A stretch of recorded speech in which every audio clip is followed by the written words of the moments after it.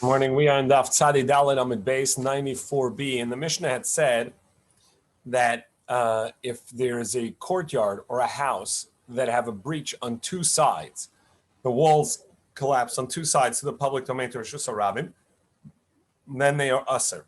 So the Gemara first asked in the courtyard, what difference does it make if it's one side or two side? If it's small enough, within 10 amos, so it's just an opening, so then it should be okay. And if it's not, it should be okay even with two sides. And if it's larger than 10 amos, so then even one opening should be enough.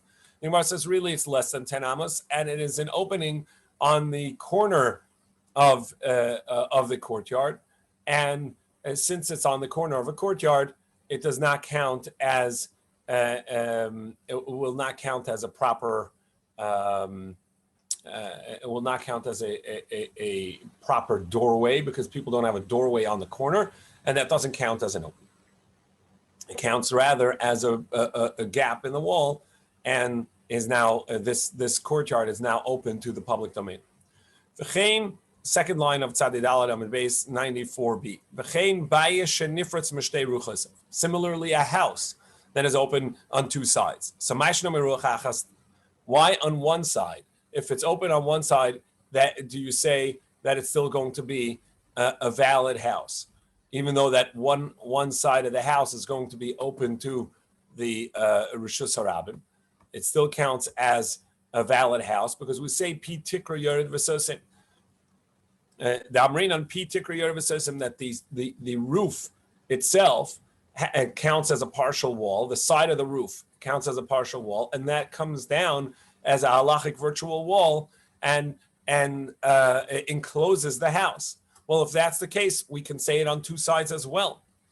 Even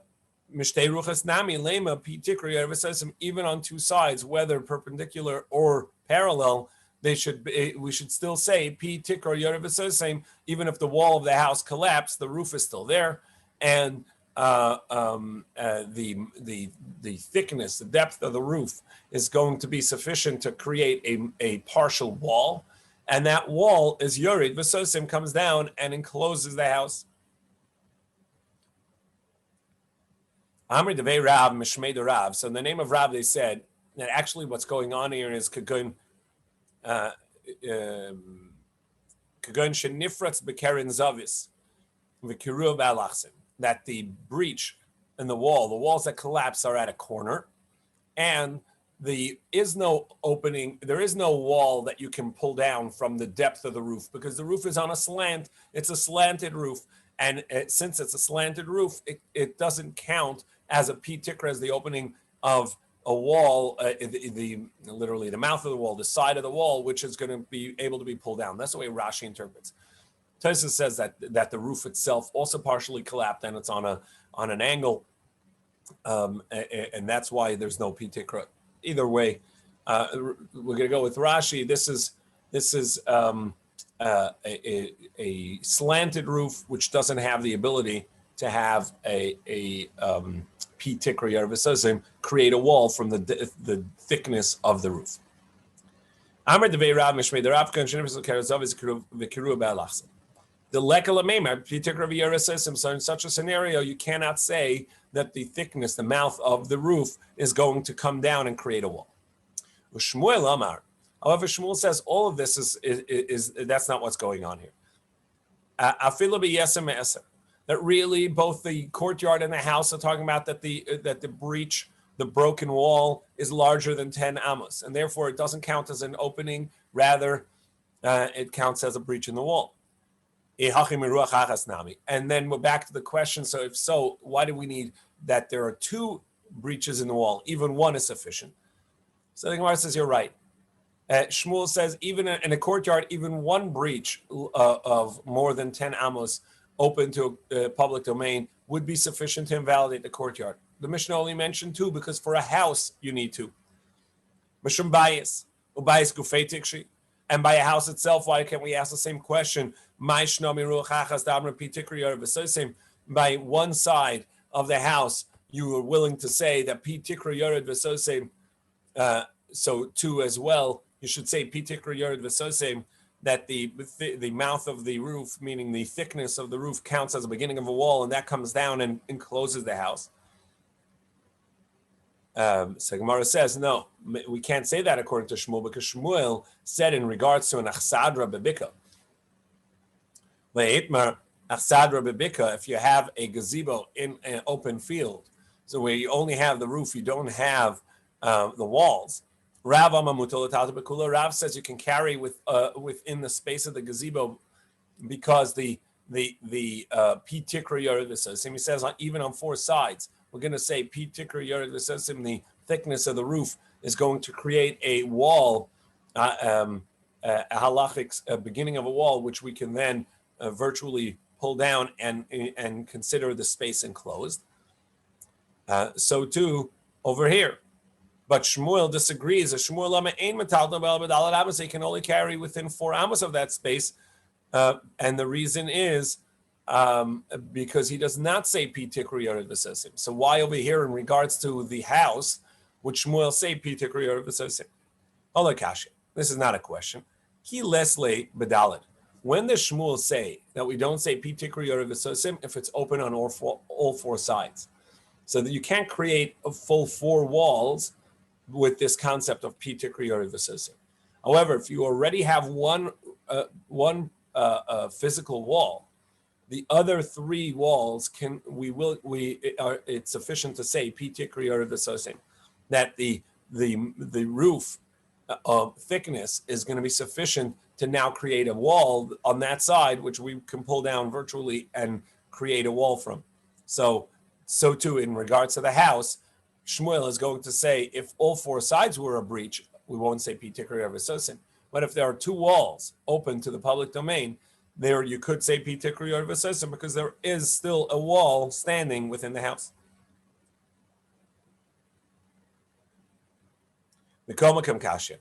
In any case, we're back to the question: why does he say that it has to be a breach on 2 sides? Why don't we say Pi Tikri? Why does it say it's invalid if there's a breach on 2 sides? After all, you do have Pi Tikri Yored V'Sosim.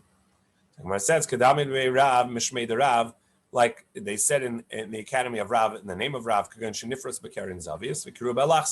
just as Rav explained that it's a corner that was breached, and it was, and the roof was on an angle. So too over here, Shmuel has a different interpretation of the corner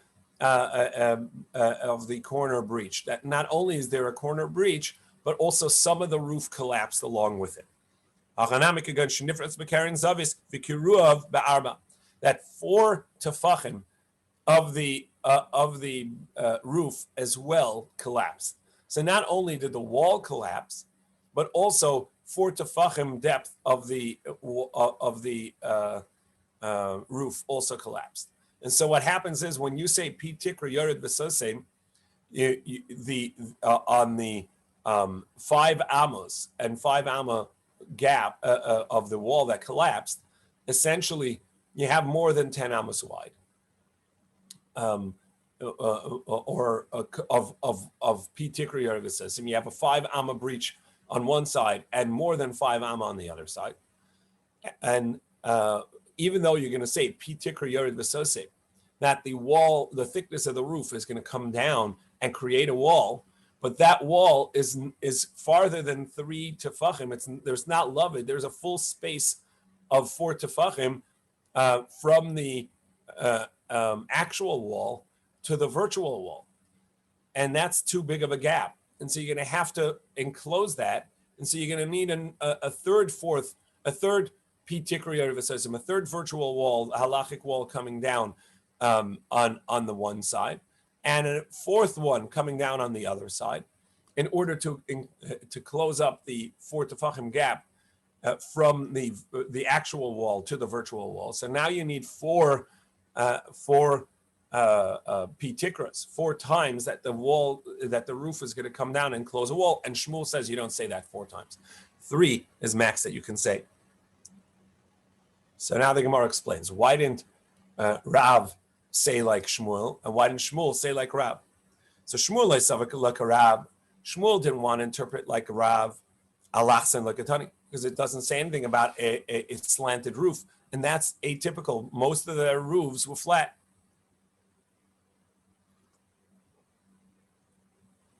Rav Shmuel, and Rav didn't want to say like Shmuel, Imkein Havalach Sadra, because then it's just an Achsadra where you need 4 walls. Pitikri ever says, and Rav says, I say that's okay. And Achsadra, even if it's open on all 4 sides, you're allowed to consider Pitikra, the roof thickness, coming down and enclosing it on all 4 sides. So for sure over here, where you have existing walls, but you just need 4 times for it to come down because of the collapsed roof as well, that would be permissible according to Rav. The Itmer, as we said before, Achsadra bebika, if you have a gazebo in an open field, Rav amamuto l'talta bekula, Rav says you can carry throughout the entire space because it's virtually enclosed, because the top, the roof, the thickness of the roof provides a beginning of a wall, which can be brought down. Shmuel says you can only carry in the 4 amos as we just saw. Rav says you can carry throughout the whole thing because we say pitikri, and that creates a virtual wall. And Shmuel says you can only carry for the 4 amos because it's as if it's non-enclosed space. Because when you have a gap on all 4 sides or 4 walls that are going to have to be created virtually halachically through the thickness of the roof, we don't say it. Now the Gemara has 2 versions of where is this machlokas. Be'eser kulam eloi pligi. If the gap is 10 amos, which counts as an opening, as a doorway, everybody agrees this will be valid. Ki pligi be'esem esem. The machlokas is only if the gap is larger than 10 amos. And there, because there you need pitikri orvisus, and the gap is larger than 10 amos, so that counts as a gap, not as a doorway. And now you need a pitikri, you need the virtual wall from the thickness of the roof to come down, and that's a machlokas of whether you're going to say it or not. But within 10 amos, that's just an opening. You don't even need the roof enclosure. It's just a doorway. However, there are those that say the way around. If it's larger than 10 amos, which doesn't count as an opening, everybody agrees it's not a valid a house anymore. So it's a breach to the public domain. And the machlokas is only in when it's within 10 amos or not. It's within 10 amos, and what does it count as enough of an opening, and it's valid, or do we say that no, you can't say pitikra in such a case, and it's going to be too large of an opening? The Amar of Yehuda Kara Bedalad Mata Bechorva, and this that Rav Yehuda says that if you have a ruin and the ruin is open to a public domain, however, the doorway still has a cross beam over it that's 4 tefachim wide, that counts as a proper space, and you can carry beneath it because it has pitikra yerev v'sosim on all 4 sides. You're going to say that the beam comes down. So so you see that you do say it on all 4 sides. Rav Nachman Rabbi Barabua Kore Dalad Mater B'Mayim. Rav Nachman, in the name of Rabbi Barabua, now we're on Sadi Hey Amud Aleph 95a, says that a beam like this that's 4 wide is going to be sufficient to allow to carry over water. So the Gemara says, whose opinion is this? So according to the version that said that the machlokas is by 10, the machlokas is by where the gap is 10, more than 10. But if the gap is 10, that's going to be just an opening and it's going to be valid.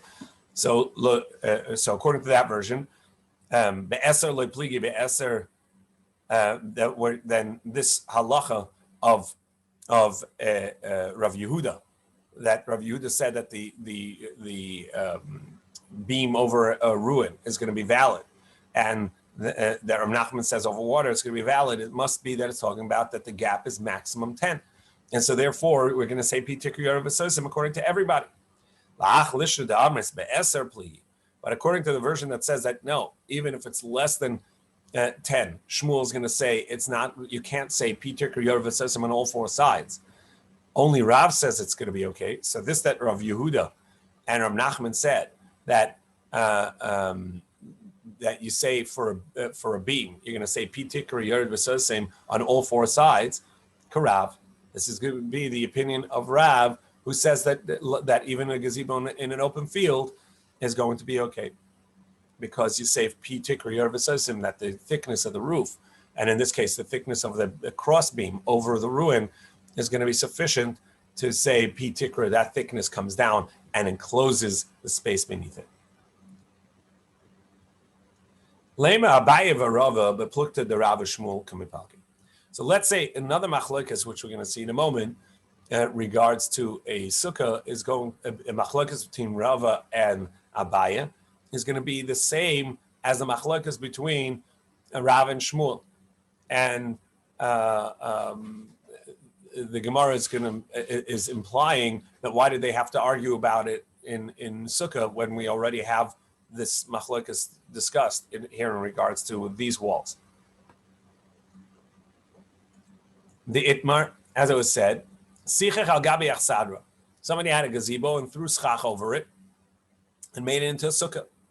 So if this achsadra, this gazebo that they threw the schach over, yesh la petzimin, it has partial walls.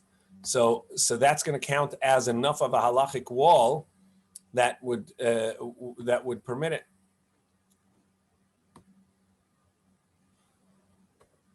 So if it has these partial, I don't remember Rav saying by sukkah that you don't need the fanos. Why? What's the difference between a sukkah and a chsadra for that purpose? I mean, why do you need the fanos by a sukkah? But for a reshus, you don't need the fanos. What do you mean for reshus? You don't need the fanos? He said you could carry, because Rav said you could carry it in a chsadra. The whole right, and the saying the same here in regards to a sukkah. But Rav doesn't say you don't need the fanos in a sukkah, does he? He doesn't say Pi Tikri Yored V'Sosim. Yeah, we do by sukkah. That's what we're about to say. So let's look at this. The Itmar, it was said, Sichech al gabi achsadra. Somebody put schach over his gazebo. So sheyesh lo pasimin, as long as it has some posts along the side, so the gazebo is partially enclosed. Kshera, it's going to be kosher. Ein lo pasimin. However, if it does not have these posts, it's just a four posts and the gazebo roof. So Abaye amak kshera. Abaye says it's going to be kosher because we say Pi Tikri Yored V'Sosim. And since the gazebo has a thick roof, a thick cross beams at the opening, so that counts as enough of beginning of a wall. And you could say Pi Tikri Yored V'Sosim. You can say that thickness of the roof is the beginning of a wall that can then be virtually drawn down, and you have a sukkah that's enclosed by walls. V'Rava amar psula, and Rava says it's going to be puzzle invalid. So Abaye amar kshera marina Pi Tikri Yored V'Sosim. Abaye says it's kosher because Pi Tikri Yored V'Sosim, as we just explained, that we have the virtual wall from the thickness of the roof. V'Rava amar psula lo marina Pi Tikri Yored V'Sosim. And Rava says we do not say Pi Tikri Yored V'Sosim. It's not going to be kosher. Either way, what we now see is that seemingly Abaye said it's kosher like Rav, and Rava said it's not kosher like Shmuel. Lema Abaye karav, Rava kashmuel. So the Gemara says no. Leave it to Shmuel kulam lepligi. Everybody agrees according to Shmuel it's not going to be valid, and this that Abaye said it's valid is according to Rav. However, according to Rav, it's not so simple. Ki pligi, I leave it to Rav. But the machlokas is about to Rav. Abaye amar Rav karav. Abaye says no, I follow Rav, and that's why it's okay. V'Rava amar, and Rava says actually ad kan lekama Rav hasam elo dehani mechitzas lachsad Ravim. Rav says that it's only going to be a good gazebo and it counts as kosher walls for Shabbos and for carrying within there, because that is the structure of the gazebo. It's made for to just have a roof, and this is the limited walls that you want for such a space. Aval hacha, but in regards to sukkah, the hani mechitzas lav l'sukkah avidi, that these walls are not made with the intent of sukkah. So you don't have these virtual walls, a particular it says in walls for a sukkah, because that's not what your intent was, and that's not what the intent of a sukkah is. And therefore, like even Rav would agree that even though we say particular v'sosem for a gazebo, in regards to Eruvin and Shabbos, it would not be the case in regards to sukkah. Even though that you don't necessarily need intentional walls for a sukkah. The sukkah's walls are allowed to be there from something else. You can use your house wall, etc. You don't need walls that are intentionally made for a sukkah. But when you have walls that are not there, they're virtual walls, the halachic walls, they're not actually there, and that's not the way you would intend for a sukkah. That's not what sukkah walls are made of. This is a gazebo. As a gazebo, it counts as an enclosed gazebo. As a sukkah, even Rav would agree, it does not count as an enclosed sukkah. I could make a gazebo that I say, once a year I'm going to use it for a sukkah. Yeah, but you have to make some wall there, because that's not the structure of a sukkah. So that doesn't count. So the pitikra would not be sufficient. You would have to add something to it. Just saying that, the thickness of the roof creates a virtual wall, that's fine for a gazebo, because that's the structure and the meaning of living in a gazebo, of hanging out in there. Not so for a sukkah, which is a complete dwelling space. You're going to have that you actually made some sort of actual wall. Wait, that's Rav's shita or that's Rava's interpretation of Rav. That even though Rav would say, yeah, that's what I'm saying, because we don't see that Rav says you don't need the fanos in a sukkah. Well, Abaye says that, right? Abaye says that it would be okay, and Rava says no. That's true in regards to a gazebo for Shabbos, for carrying within there. It's not true for a sukkah. Rabbi Yosef says, so the question was the wall collapsed for this Shabbos versus next Shabbos. Rabbi Yosef says, I don't understand. If it's permissible this Shabbos, it's got to be permissible next Shabbos. And if it's not permissible next Shabbos, it should not be permissible now. So what's he trying to say? Is he trying to say, and therefore, it's permissible in both today and next week, or it's not permissible next week, so it's also not permissible now? Which way is he going? Lesser or lahatir? Is he coming to be and make it permissible or to prohibit? Amar Rav Sheshes lesser, that he therefore holds it's prohibited, because next week it's not going to be a valid wall, so this week also it isn't. Amar Rav Yechon lesser. Tani Nami Hachi, and we have a brisa that concurs with this. Amar Rav Yosi said, "Kashem sha'asurun lasit lavoy." Just as in future weeks, this would not be a valid wall and it is prohibited to carry within. So too it's prohibited in this Shabbos as well. Itmar, Rav Chia bar Yosef Amar halacha Rabbi Yosi. The Rav Chia bar Yosef said the halacha is like Rabbi Yosi. Shmuel Amar halacha Rabbi Yehuda. Shmuel says the halacha is like Rabbi Yehuda, that you can be lenient in this week, because at the onset of Shabbos it was a good wall. So too for the rest of Shabbos. The Gemara says, "Miyamar Shmuel hachi." Did Shmuel really say this? V'atanan we learned. Amar Rabbi Yehuda, that Rabbi Yehuda said this halacha is only true for eruv techumen. This is that you have to notify that you have to notify the members of the courtyard that you're making an eruv on their behalf. And this is in regards to making an eruv for a distance outside of the city. You have to notify the person, hey, I put out an eruv for you so you can travel to the next city. But in courtyards, you don't have to notify them. Then you can make an eruv regardless of whether you let them know or not. Why? Because you can benefit a person, make an acquisition on their behalf, even if they're not there. And so for the courtyard, it's just a benefit that you can carry throughout the courtyard and from your house to your courtyard and the courtyard to the house. So there's no loss, only a benefit. So I can put in a meal for you into the Eruv meal, and it works. However, in regards to Techumen, if I make an Eruv for you outside of the city to the east, you can no longer travel anything to the west. And since I can't do anything that's detrimental to you without you being there, therefore I have to let you know about the Eruv Techumen. And there, Shmuel said the halach is like Rabbi Yehuda, that you don't have to notify by a courtyard, but you do have to notify by Eruv Techumen. And Shmuel said, and furthermore, anywhere in the halachas of Eruvin, we have a teaching of Rabbi Yehuda, the halach is like him. Rav Chana of Baghdad said to Rav Yehuda, did he say it even in our scenario where the cross beams or lechis, the vertical posts in front of a mavui collapsed on Shabbos? So at the onset of Shabbos, you were allowed to carry. And then the basis for that permission collapsed. Can you still carry on Shabbos? Where Rabbi Yehuda says you're allowed to. Is Allah like Rabbi Yehuda there as well? Is that what Shmuel said? He says no. Only in regards to Eruvin, which is the concept of making a joint meal, on placing a meal somewhere. There the halach is like Rabbi Yehuda. But by chatzeros, but mechitzos, but by what counts as a boundary, there the halacha is not like Rabbi Yehuda. He did not say that.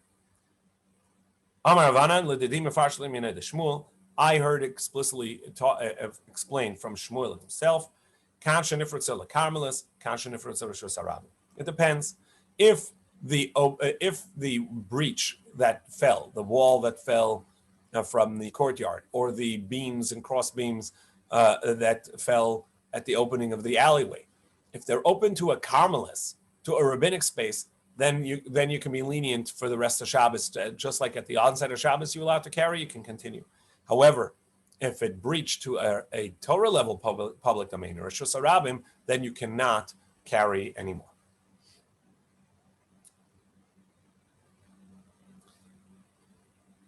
The next Mishnah deals with somebody who builds a bridge or a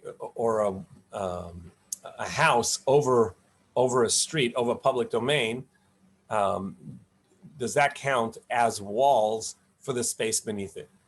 Because you have the actual walls of the house, which can now create a tikri or v'sosim, that you have a beginning of a wall. The thickness of the roof over here, it's actually the thickness of a whole house. The height of the house should come down and enclose the space beneath it. And so therefore, the space beneath it is now essentially enclosed with the roof, 2 physical walls on both sides of the street, and 2 virtual walls on the sides that run over the street. So Habayna Aliyah, somebody who builds a second floor, Al Gabish Batim, on houses on 2 sides of the street. V'chein, Gesharim Amufulashim, also a bridge that are open on both sides to the public domain, but beneath it you have a street. It runs over a street.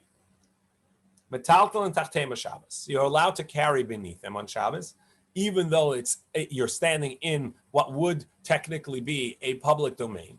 But nevertheless, you can carry beneath it because it's a private domain, because it's fully enclosed. It has the roof and 2 physical walls on either side of the public domain. And as far as the opening with the public domain, you have a pitikri or v'sosim. Divrei Rabbi Yehuda. That's Rabbi Yehuda's opinion. The Chachamim say, no, you may not carry beneath there. That's not sufficient to count as a wall. Rabbi Yehuda further said, that you're allowed to make an eruv not only within a cul-de-sac, within a dead-end alleyway, but even an alleyway that is open completely on both sides to a halachic public domain, a Torah-level public domain. You're allowed to make a a vertical post on both sides of the alleyway, one opening to one street and the other opening to the other street. Each one has a lechi, and that's sufficient to make an eruv within that alleyway. And you don't need an actual doorway there. The Chacham is saying no, a lechi is not going to be sufficient in such a case. Amar Rabba. Rabba said, don't tell me that the reasoning of Rabbi Yehuda is because he holds that it's sufficient to just have the two physical walls on either side of the public domain that either support the bridge or that the houses that support the house that runs over the street.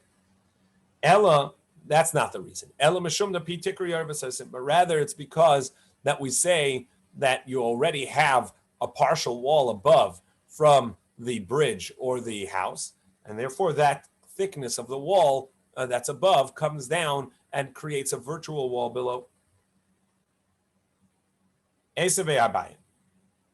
So Abayin says, but he does hold that it's sufficient to have just two walls on either side, on both sides of the street, and that's sufficient. Esavei Abayin. Yeser al Kain Amar Rabbi Yehuda. Yehuda said even more. As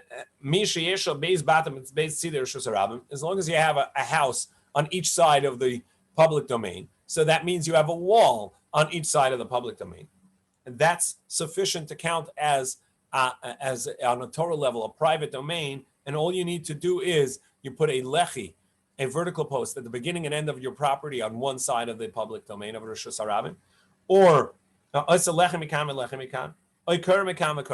or you just put a cross beam above the public way from the top of those walls at the beginning of your property and the end of the property, and then you could carry between there.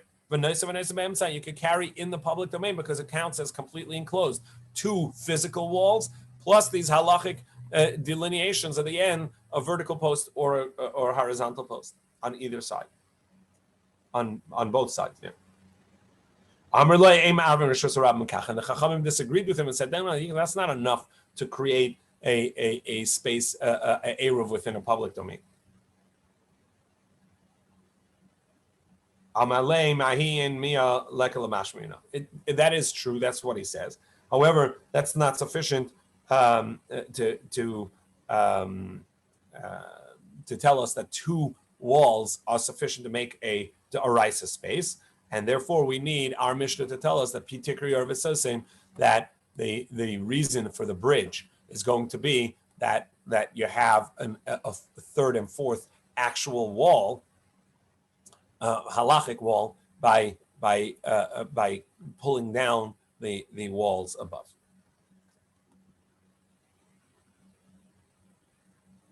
Amar Avashi Masnita Namideka. Our Mishnah seems to indicate that as well. Mediktani v'oid Amar Yehuda. Because our Mishnah said, and he said even more that you can make an eruv within an alleyway that is open on both sides. But Chachamim disagree. Now, if the first halacha was about pitikri arvasasim, that the bridge and the house count as actually having a wall, because of the already existing thickness of the bridge and thickness of the wall above the street from the house. So that's why it says, and another halacha that he says even when there is no pitikri arvasasim, even in an alleyway where you don't have the thickness of a roof above, he still says you can make an eruv in the alleyway that's open on both sides of the public domain with just a lechi, a vertical post at the ends. However, but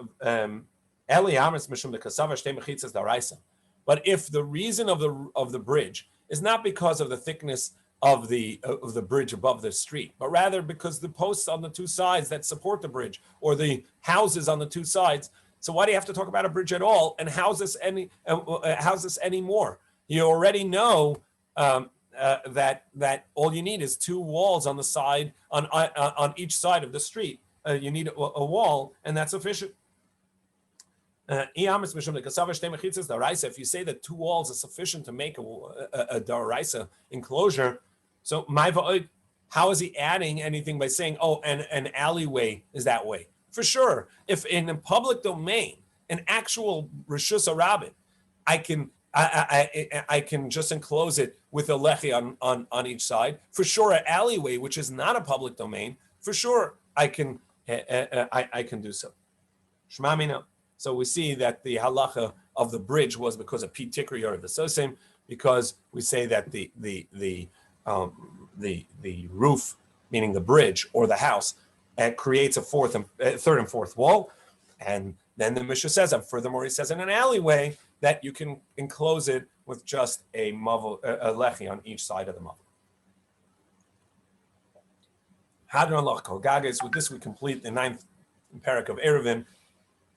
Kol Gagas, and we shall come back to you as Hashem Yisbarach.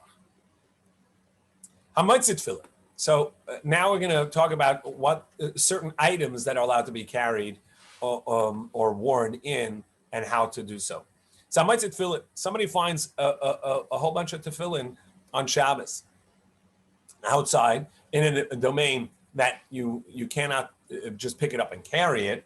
So you have to wear it. So Machnisan Zug Zug, he puts them on one pair at a time, one on the head, one on the arm, and he brings them in. Rabbi Gamliel says he actually can wear 2 pair of tefillin at a time and bring them in.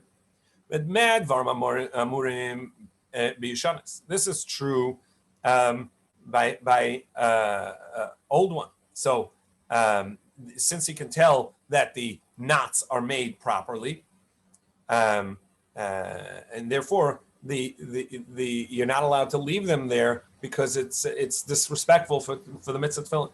Ava b'chadashos, but by new ones, pater, he does not have to bring them in because maybe they were not written as tefillin. Maybe these were written as amulets. Matzan savasim oikarichos, if he finds them in piles where they're sort of knotted together or bound together, the Gemara is going to tell us the difference. Machshech aleim, so he just remains there to watch it and protect it, but he cannot carry them because he cannot untie them and he cannot wear them. And then a mavian, and then he can bring them in. Now we're on Tzadi Hey Amid Base, 95b. B'sakana. And if it's a time of danger, he can't just hang out in the street over there where these tefillin are. Mechasa, and all he has to do is cover it, and go on. Rabbi Shimon says, no, just hand it off to someone within 4 amos, and then they'll hand it to you within 4 amos, until you get to the outer courtyard where you could just put them in safety. And similarly, somebody who gave birth in the field, so to bring the baby in, you would pass from one person to another, even to 100 people, or the same people just pass it to each other. Rabbi Yehuda, similarly, a barrel that can be done so one person gives it to the next, etc. And not only that, you can even bring it from outside of the Tchum or take it to the outside of the Tchum, outside of 2,000 Amma, outside the city. Amrullah said, the Chacham responded to him and said, no, that now you're going too far because an item cannot go any farther than the owner itself can go. And if the owner can't travel more than 2,000 Amma outside the city, neither can his items. So Zugachat in Tefillah. So the first opinion in the Mishnah says they can wear 1 tefillin, but not 2. Lema Tanan Stama the Likar Rabbi Meir, which seems to indicate not like Rabbi Meir, as we saw that Rabbi Meir said in Halacha by Shabbos by a fire, the Ikar Rabbi Meir, because of if you say like Rabbi Meir, somebody has a fire in the house and they want to save their items, they can put on as many clothing as they can fit on and as many hats and as many turbans and just wear as much as they want. So this way they can walk out and save it because there's no Eruv outside, so they can't carry it out. So they're going to, they wear it out. The Tananas, we learned, there into this alleyway or courtyard, he can bring all his items. And he can wear everything he wants to wear. and wrap himself in anything he wants. And that unattributed Mishnah is Rabbi Meir. The Ketani, as we learned, Allah, that one opinion says you have to put on something, go out, take it off, and then go back in and put on another item. In the entire day as well. They're very Rabbi Meir. That's the opinion of Rabbi Meir. In any case, so over here, why can't you wear multiple tefillin? Rabbi Meir. No, even according to Rabbi Meir, hasam darach malbushe, shavi. So there, he's wearing it like you normally wear it on a weekday, and so therefore, you can wear multiple clothing, take it out. Shavi rabbanon. That's what the rabbanon counted. But over here, you can only wear it like you wear it in the weekday, which is one pair of tefillin. And so there, in regards to a weekday, you would wear, you wear multiple layers. Sometimes you wear a sweater, a jacket, a coat. So too over here for Shabbos to save Le'inyan Atzala, Nami Shar Le'Rabbanon. So the Chachamim allowed you to take as much as you want. But over here, when you only wear one pair of tefillin and no more, so too to save the tefillin, you can only wear one. And as Rashi points out, we'll see soon in the Gemara tomorrow that Rabbi Meir is of the opinion that Shabbos is a proper time for tefillin, so there's a proper way to wear it.